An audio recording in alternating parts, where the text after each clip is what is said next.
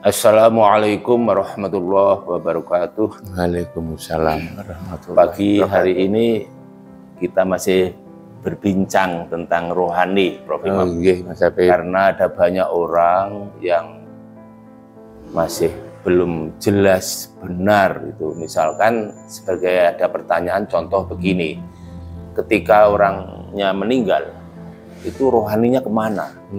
Jadi kalau jasadnya jelas kan, dipikul ke kuburan, ke makam, kemudian dimakamkan, bahkan di sana bertahun-tahun akhirnya menjadi tulang. Nah, rohaninya itu kemana? Kemudian masih hidup enggak? Gitu. Tapi ada orang yang mengatakan bahwa rohnya masih di situ. Ada yang mengatakan udah rohnya udah terbang, enggak tahu di alam barzah atau mana lah. Kita enggak tahu, tetapi monggo dipun jelasaken pun jelas. Assalamualaikum warahmatullahi wabarakatuh. Pertanyaan Mas Habib ini banyak sebetulnya yang mengendaki ada jawaban. Artinya banyak orang yang bertanya tentang itu. Karena itu kalau Mas Habib ingin mendapatkan penjelasan itu satu hal yang mungkin mewakili banyak orang.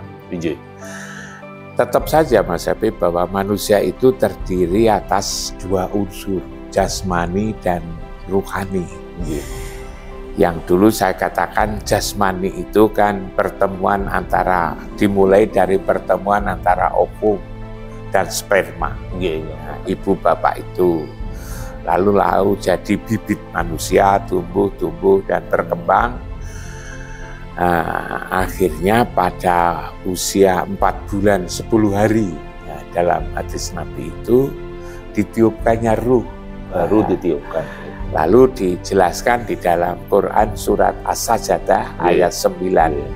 Summa sawahu wa nafakha fihi lirruhi wa ja'ala lakumus sam'a wal absara wal afida qalilan ma tazkurun.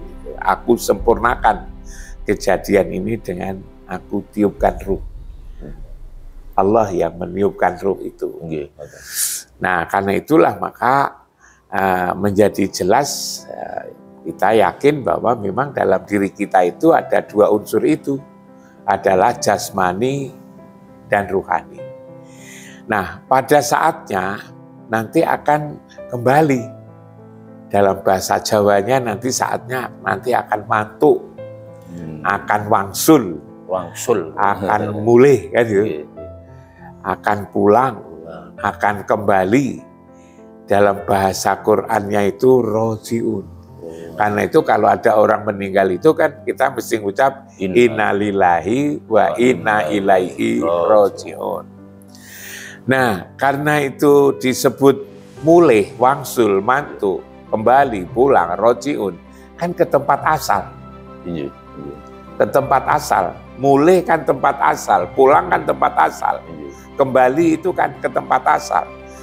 Pertanyaannya adalah tempat asalnya di mana? Nah, kalau jasmani itu kan berasal dari keturunan Adam, Nabi Adam. Nabi Adam disebut dari tanah. Maka kalau kembali kan ke tanah. Nah, kalau di budaya kita ini kan, Indonesia ini kan disebut dengan kuburan, makam, kuburan. Maka jasmani yang telah menjadi jasad itu ya dibawa ke kuburan, dan itu tidak perlu dipikir, tidak perlu dikhawatirkan apakah nanti bisa kembali atau tidak. Pasti bisa kembali, karena diantar tetangga, apalagi diantar sahabat, dan diantar saudara, melihatnya langsung.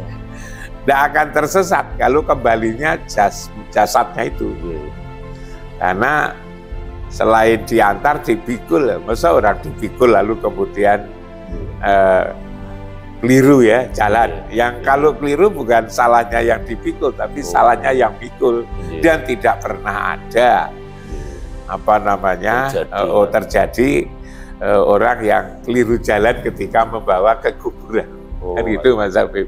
Nah, yang menjadi soal itu adalah ruhani yang seperti katakan Mas Habib, kemana? Kemana? Nah, karena ini namanya kembali, namanya mantuk, namanya wangsul, namanya pulang, namanya rojiun, ya kembali ke tempat asal. Pertanyaannya adalah tempat asal itu di mana? Biasanya orang mengatakan ya kembali kepada Allah. Oh, ngajar. Kan itu. Singkat aja ya di sana. Pertanyaannya kalau kembali kepada Allah itu di mana? Ketika masih hidup saja kan tidak bisa jelaskan. Mas Habib misalnya ditanya kembali kemana? Ke Allah. Di mana? Ya ke Allah. Di mana lagi? Ya ke Allah. Kan berarti tidak jelas. Terus mau. Iya toh kan? Nah, kalau itu kembali kepada Allah itu di mana? Sebenarnya di dalam konsep Al-Quran itu bisa kita baca, Mas. Jelas, bahwa kita ini kan ruhani itu kan punya rumah yang saya sebut dengan rumah ruhani itu. Oh, ngatur. Yang saya katakan saya ajak untuk mengingat ayat Ali Imran ya, surat Ali Imran ayat 96. Kalau saya tidak salah 97, inna awala baiti wudhi alinas lalladzi bibakata mubarakan wa hudalil alamin. Jadi yang pertama-tama kali rumah saya nyatakan untuk seluruh manusia adalah di Bakah. Di Bakah itu. Bakah itu ya kita tidak tahu di mana ya. Tetapi lalu kemudian dipermudah oleh Allah. Apakah itu simbol? Ya di Mekah itu. Masjidil Haram itu. Yang di dalamnya itu ada bangunan Ka'bah. Yang dibuat oleh Ibrahim atas perintah Allah. Itulah tanda bahwa di situ itu adalah Baitullah. Simbol rumah Allah. Dan itu kita juga nyatakan ketika kita tawaf pada putaran yang kedua, doa kita kan Allahumma inna hadzal baituka, bahwa rumah ini adalah rumahmu ya Allah. Wal karoma karomuka, wal amna amnuka, dan seterusnya. Itu kan jelas sekali sebetulnya. Doanya itu jelas sih. Allahumma inna hadzal baituka, kan itu. Nah, itulah rumah yang saya sebut sebagai rumah ruhani. Kita ketika itu lalu ditiupkan oleh Allah dari tempat itu kepada masing-masing benih manusia yang dari ibu dan bapak itu. Maka kalau itu keyakinan kita seperti itu, kalau kembalinya kan di situ, Mas Habib. Kembalinya ke tempat itu. Karena itulah maka kita sholat. Kita sholat menghadap ke tempat kembali. Ketika kita itu punya uang, kita itu datang ziarah ke tempat itu.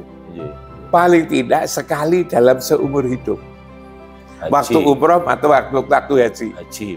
Coba Mas Habib, ketika kita datang, kita kan disuruh untuk keliling rumah 7 kali. Gitu kan? Tawaf itu namanya 7 kali. Kita kan menyadarkan bahwa kita ada di situ. Kita berasal dari situ dan itulah rumah kita sebetulnya.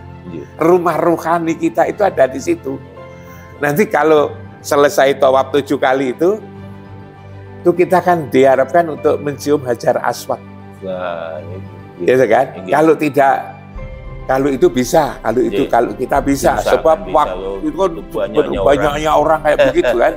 Kan bahaya kalau dipaksa itu kan. Maka kalau tidak bisa kita istilam. Kita pakai tangan, simbol itu kan. Bismillah. Mengucapkan salam. Allahu Akbar, itu kan. Yang namanya Hajar Aswad itu sebetulnya kan penjelmaan daripada malaikat Zuriyah. Itu foto, Mas Habib sebetulnya. Foto, jadi semacam kalau kita nyium itu dipotrek. Makanya kalau tidak bisa foto ya kita pakai fingerprint. Itu Mas Habib, pakai fingerprint itu. Nah itu nanti kalau kita mau kembali nanti, maka lalu kemudian kita memang sudah terdokumen ya secara ruhaninya sudah terdokumen. kamu siapa? Aku sudah rumahku sini. Mana buktinya? Kan pernah. Ini sudah ada fingerprint. Sudah ada fingerprint, sudah ada wajah saya, sudah di situ. Itulah tempat kembali sebetulnya, Mas Habib. Itu tempat kembali itu ya di situ itu. Hanya pertanyaannya adalah, apa semua orang bisa kembali ke situ? Ya kalau enggak tahu tempat kembali kan ya enggak bisa kembali, Mas Habib. Muter-muter gitu. Iya kan? Kalau itu kita enggak tahu tempat kembali, bagaimana kita datang ke situ? Kan juga enggak sedikit penduduk bumi ini yang enggak tahu tempat asalnya dari mana dan juga tempat kembalinya kemana. Paham, ya kan? Kurang paham. Orang pada enggak paham. Orang enggak paham kita ini dari mana, kita sedang di mana, alamat kita kembali di mana. Itu alamat tempat kembali. Yang 5 kali sehari semalam kita di situ. Melewat sholat itu.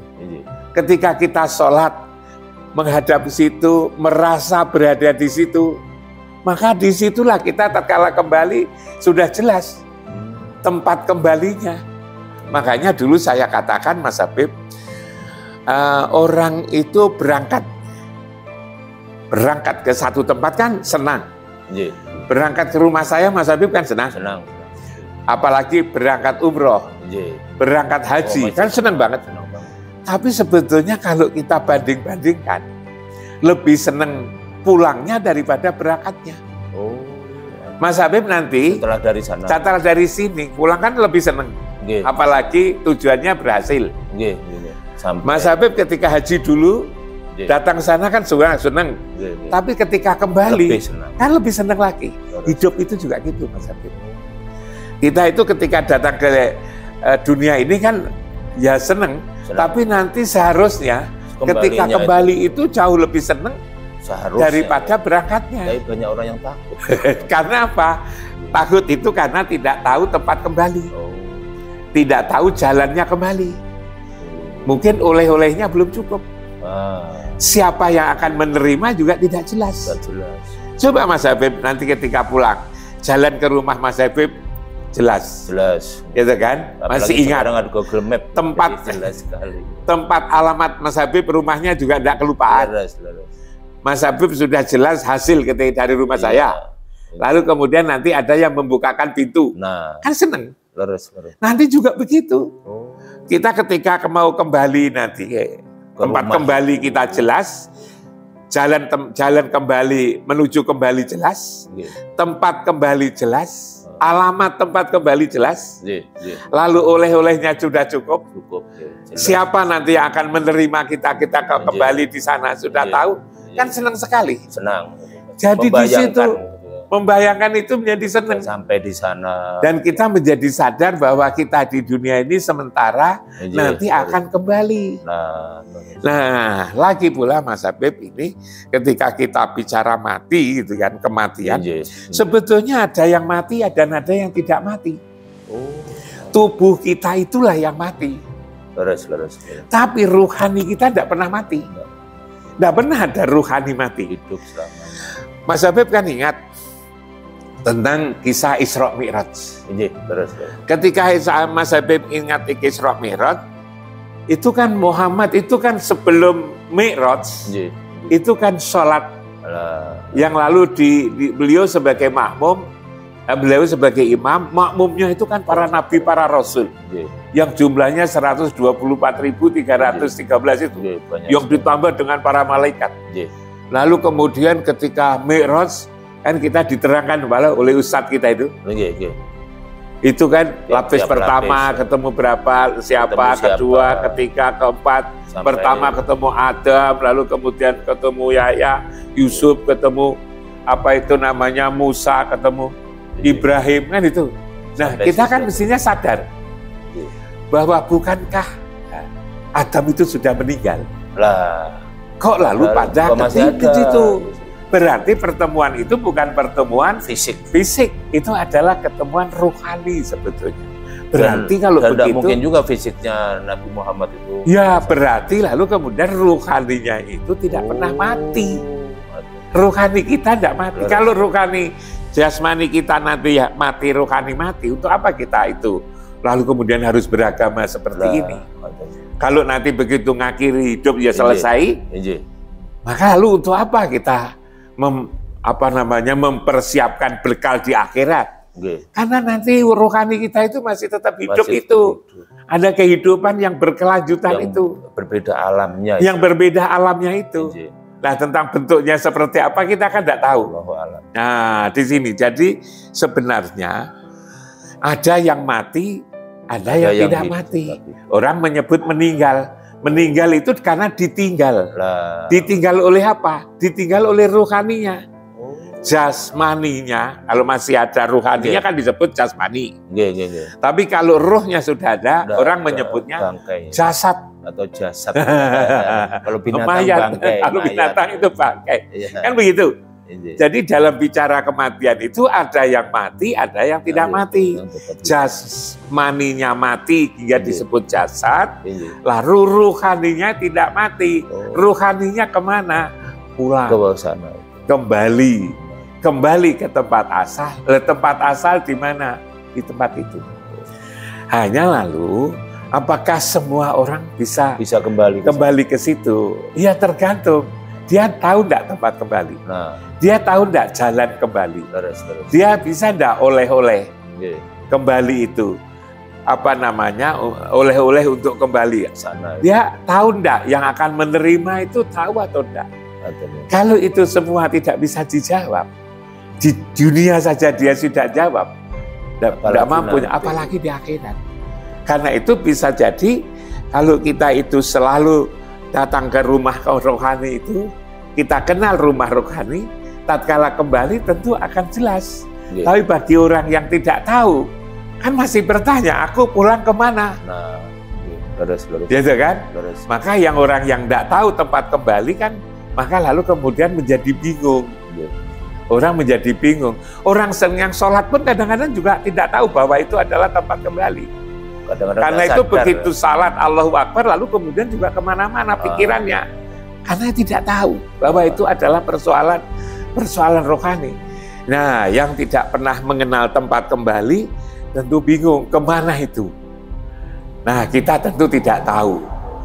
Maka lalu kemudian ya orang menjadikan katakan kemana-mana. Mungkin nempel di batu besar atau nempel di pohon besar atau nempel atau mungkin juga ke laut sana atau juga menjadi makhluk yang mengganggu manusia kan juga bisa jadi. Bisa jadi karena dia tidak tahu tempat kembali itu. Padahal orang yang selamat itu adalah orang yang bisa kembali ke tempat asal. Ke tempat asal kita itu ya di tempat lu kita ini adalah dari situ kita lalu kemudian ada yang menerima Allah dan Rasulnya itu. Kenapa Muhammad ada sebagai Rasul yang menerima di situ? Sebagai Abul Arwah. Kalau di pesantren itu biasanya disebut bapaknya ruh. Kita itu akan kembali kepada asal, bapaknya ruh. Muhammad ada di situ. La uksimu bihadzal balad wa anta khilum bihadzal balad wa walidi wa ma walad. Aku bersumpah dengan negeri ini bahwa engkau ya Muhammad ada di tempat itu. Untuk apa? Wa walidi wa ma walad. Demi bapak dan anak. Bapaknya siapa? Bapaknya ya Muhammad itu. Anaknya siapa? Anaknya ya Ruh. Ruh itu mencari bapaknya untuk menyatu kembali di tempat itu, Mas Habib. Nah, ini sebetulnya persoalan agama kalau kita bicara hal-hal yang sifatnya spiritual, ruhani. Ruhani itu adalah seperti itu. Ruhani itu penting sekali karena memang yang diselamatkan kalau agama itu sebetulnya adalah ruhaninya. Kalau ruhaninya selamat, maka di situ kita bahagia. Kita dikatakan hidup sukses kalau kita bisa kembali ke tempat asal. Kalau begitu, ngaten Pak, menawi umroh kali haji itu seakan seperti latihan, training kan? Kalau si haji umroh itu sebetulnya kan dikatakan itu kan apa namanya panggilan. Nah, siapa yang mengamanggil kan? yang memanggil adalah Rasul ya Muhammad Sallallahu Alaihi Wasallam. Makanya bilang labbaik. Ya labbaik Allahumma labbaik labbaik la syarika lak labbaik. Innal hamda wa ni'mata laka wal mulk la syarika lak. Itu kan simbol saya datang memenuhi panggilan. Tadi dan saya datangkan ini. Dan tidak semua orang dipanggil. Tidak semua orang dipanggil. Orang kan putar-putar gitu Mas Habib. Lalu kemudian ketika putar-putar itu kan saya teringat dengan ibu saya. Oh, ibu saya di kampung itu kalau beli ayam di pasar agar ayamnya itu pomah tidak pergi. Kan dikelilingkan soko. Soko 3 kali kan nggak pergi. Supaya tidak hilang. Supaya tidak hilang. Kita juga kucing begitu. Yang ada. Iya, kucing juga gitu. Kucing. Kita dikelilingkan di soko ya. Tiang itu. Itu lalu kemudian 3 kali tidak pergi. Dan memang juga tidak pergi. Iya. Ya, apakah ibu itu niru itu ya? Ibu itu niru tidak? Kita juga dikenalkan tentang rumah. Kita dikenalkan dengan rumah itu Mas Habib. Buktinya kan menawi nembe saking mriko baru dari Mekah itu baru haji atau umroh itu kan beda ya sholat kita itu. Beda rasanya beda. Itu. Hanya lalu walaupun sampai di sini sampai 40 hari itu kalau nggak salah masih tetap. Hanya sering kali ketika terngiang-ngiang gitu. Hanya ketika sholat Mas Habib setelah pulang dari satu ketika kita ke sana seringkali kita tidak tahu bahwa kita itu sesungguhnya datang ke tempat kita kembali. Banyak orang umroh, banyak orang haji. Lalu yang penting aku pada haji, aku umroh. Hakikatnya yang Mas Habib katakan hakikat itu tidak paham. Sehingga ketika itu lalu pulang itu juga sudah lupa lagi. Padahal seharusnya ketika kita pulang itu pulang sementara. Nanti kita harusnya kembali ke situ waktu kita meninggal. Satu saat ketika kita dipanggil oleh Allah, ditimbalin oleh Allah. Maka kita waktu sholat itu seharusnya 5 menit itu kita merasa berada di tempat itu. 5 kali sehari semalam merasa berada di situ. Itulah kita pelihara. Dan ketika kita pelihara terus-menerus, maka hati kita selalu tertambat di situ. Dan ketika hati kita tertambat di situ, maka lalu kemudian ketika pulang pun kita juga akan ke tempat itu. Yang kedua, ketika hati kita selalu di situ, di dalam Quran itu surat Shad, kalau tidak salah ayat 40 ini katakan, Inna ahlasnahum bikholisatin dzikradar. Aku perhalus hatinya dengan akhlak yang bagus, dengan cara mengingat rumah. Ya rumah itu. Belum lagi lalu kemudian wanaza nama bisudurihim min gilin. Aku cabut apa yang ada di dalam dada, penyakit hati itu. Iri, dengki, dendam, takabur dan seterusnya itu di mana?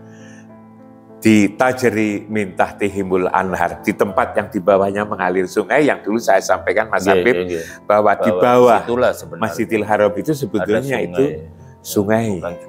Itulah sebetulnya sementara orang menyebutnya Kausar.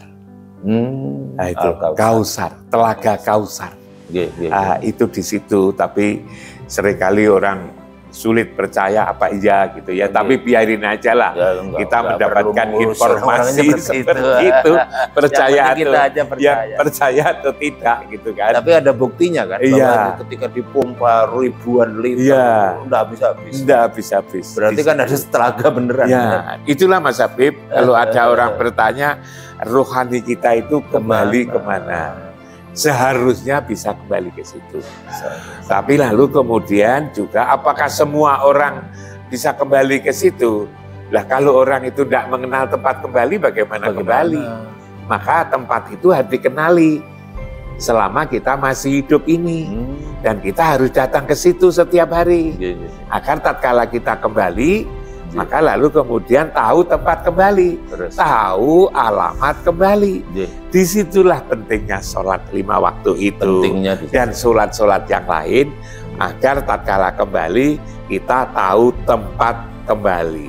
Orang menjadi senang kembali tatkala kita tahu jalan kembali, tahu tempat kembali, alamat kembali, oleh-oleh kembali cukup. Yang ketiga, 4, tahu siapa yang akan menerima kembali ketika kita kembali. Tentu adalah Allah dan Rasulnya itu. Luar biasa Pak Imam. Makasih Mas Habib. Barangkali ada pertanyaan lagi atau sudah cukup? Saya kira cukup untuk sementara. Jadi supaya kita ini mengenal hakikat roh itu mau kemana itu. Jadi kadang-kadang orang kan bukan tidak paham sebenarnya. Kadang-kadang meragukan ya, kurang begitu yakin bahwa kemana itu roh itu. Tapi kalau kita ngomong meninggal itu adalah pulang, meninggal itu wangsul, kembali, rojiun, ini yang namanya pulang itu kan ke tempat asal. Kalau namanya kembali itu kan ke tempat asal. Lah tempat asal kita ini kan harus kita kenali. Kalau kita tidak kenal tempat asal kan dia kan tidak bisa kembali. Nah di sini sebetulnya logikanya ya. Logikanya adalah seperti itu. Begitu. Jadi orang biar sebenarnya memahami agama itu mudah kok. Jadi logik gitu. Logik. Jadi, banyak orang yang kok begitu sih, padahal itu logikanya masuk. Logikanya masuk ya. Dengan perumpamaan tadi. Perumpamaan itu Mas Habib mudah-mudahan bisa memberikan. Mudah-mudahan. Makasih. Saya kira begitu para penonton. Jadi mudah-mudahan kita paham tentang kemana arah kita kembali, rumah yang mana yang akan kita kembali. Perkara jasadnya itu kan memang sudah di tanah itu. Jasadnya tempat kembalinya ya di jasad, karena jasad kita itu dari tanah. Nah, jadi rohnya itu kembali ke Baitullah itu. Saya kira ini pelajaran yang sangat bermanfaat. Mudah-mudahan kita makin rajin untuk melakukan ibadah, termasuk haji, kalau ada uang. Kemudian kadang-kadang kan ada haji yang istilahnya dibiayai sesuatu orang gitu atau lembaga. Tidak nyangka, saya ini dulu haji pertama saya dibiayai orang tua. Saya itu haji itu berapa kali saya tidak pernah bayar. Lupa saya. Iya. Tapi saya juga belum pernah bayar. Sudah berapa kali, mohon maaf saya itu dipanggil waktu saya sebagai anggota Robitoh Alam Islami, saya dipanggil waktu di kerajaan. Bahkan saya itu pernah nginep di istana. Dekatnya pintu itu kan ada istana ya, dekatnya jam-jam itu kan kanan dari istana. Saya 3 kali loh Mas Habib di situ. Satu haji saya lalu dekat sekali dengan Ka'bah. Dekat sekali dan disiapkan mobil Mas Habib. Ya Allah. Mobil ketika ke Arafah itu ada mobil sendiri dan mesti ada askarnya. Iya, benar askarnya ada mobil sendiri. Kalau umroh saya itu pengawalan selalu diundang 1 tahun biasanya 2-3 kali, tapi saya belum pernah bayar Mas Habib. Ya Allah. Selama ini saya haji, umroh, saya belum pernah bayar. Itu yang diinginkan semua manusia, semua muslim. Jadi, tapi saya juga tidak pernah minta. Saya tidak pernah minta, tetapi lalu ada saja orang yang ngajak saya haji, ngajak saya umroh. Hanya memang saya sejak muda ketika saya memimpin kampus, macam-macam pikiran saya, bagaimana para dosen saya itu bisa begitu, bisa haji, karena itu waktu itu atau paling tidak umroh. Saya itu kan dulu waktu memimpin kampus itu kan dosen-dosen saya itu dosen-dosen saya itu pikiran saya dosen harus baik, maka untuk baik itu harus umroh atau haji. Mereka yang lulus S3 biasanya, lulus S3 itu saya ucapkan hadiahnya haji. Pernah itu yang lulus 1 tahun itu 16 orang ya, 16 orang saya haji, pernah 19, pernah 24. 24 mungkin itu gara-gara itu Prof. Imam dipanggil juga. Saya tidak tahu, mungkin iya Mas Habib. Saya kira itu doa kita, mudah-mudahan pagi ini Prof. Imam coba didoain supaya teman-teman kita bisa ke sana. Kita apalagi doakan secara gratis ya, kalau bisa. Nanti ada, asalkan yang penting niat. Kita niat, kita berbuat baik, lalu kita memohon kepada Allah dan Rasul, insya Allah dimudahkan. Bukan hal yang sulit kok sebenarnya. Hidup ini bukan hal yang sulit asalkan kita itu mau. Kita punya niat, kita usaha, lalu kita memohon kepada Allah dan Rasul. Orang seperti saya yang kayak gini, saya tidak pernah hitung berapa kali. Nggih sampun matur nuwun. Nggih, Mas Apik. Pencerahannya luar biasa dan sekali lagi saya berdoa atau kami berdoa Pak Imam terutama yang sudah pergi ke sana berkali-kali, mudah-mudahan yang menonton video ini dipanggil oleh Gusti Allah ke sana dan usahakan memang biaya sendiri kalau memang ada ya, tapi kalau nggak ada mudah-mudahan ada yang gratisan. Oke, assalamualaikum warahmatullahi wabarakatuh. Waalaikumsalam warahmatullahi wabarakatuh.